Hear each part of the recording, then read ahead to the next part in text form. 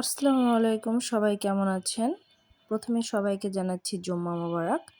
আর শুক্রবার আসলেই আমাদের বাসায় একটা সমস্যা যে পানি চলে যায়।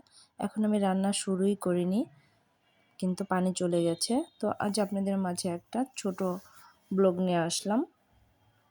তো আজ আমি যা যা রান্না করব সেটা আপনাদের সাথে শেয়ার করব। তো সব রেসিপিগুলো আজ আমি দেখাবো না, কারণ একা একা ভিডিও করি, ভিডিও করতে খুবই সমস্যা হয়। আর পানি নেই, এটা একটা যন্ত্রণা। তো এখানে আমি আজ রান্না করতেছি মুরগির গিলা কলিজা। তার মধ্যে ছোট ছোট করে আলু কেটে দিয়েছি, টমেটো দিয়েছি। তো এটাকে ভুনা করে নিয়েছি, দেখেন দেখতেই কতটা ইয়ামি হয়েছে, খেতেও অনেক ইয়ামি হবে। আর এর সাথে আরও করছি পুঁটি মাছ ভাজি, মোচমোচা করে, কারণ আজ আমি খিচুড়ি রান্না করব, তার জন্য এগুলি করতেছি। আর বেশি কিছু রান্না করতে পারছি না, কারণ বাসায় পানি নেই। পানি ছাড়া তো কাজকর্ম আসলে খুবই কষ্ট হয়ে যায়। আর পুঁটি মাছ ভাজিটা আমার হয়ে গেছে। এখন আমি খিচুড়িতে যে ডালটা দিব সেই ডালটা একটু ভেজে নিচ্ছি।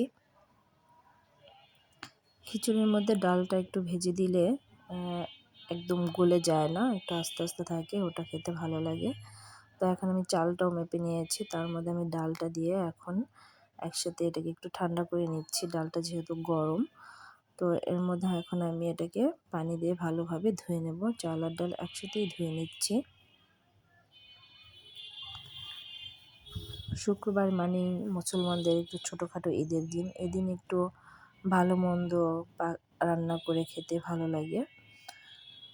তো আমি চালটা ধুয়ে ঝরা দিয়ে রেখেছি, আর চুলায় একটা পাতিল বসিয়ে দিয়েছি। পাতিলের মধ্যে আমি সব মশলাটা কষিয়ে নিচ্ছি, আর এর মধ্যে আমি চাল আর ডালটা দিয়ে এটাকেও কষিয়ে নেব।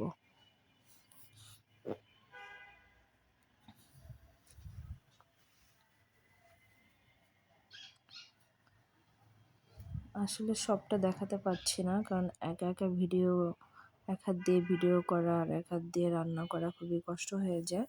এই জন্য আমি মাঝে মাঝে একটু শেয়ার করতেছি।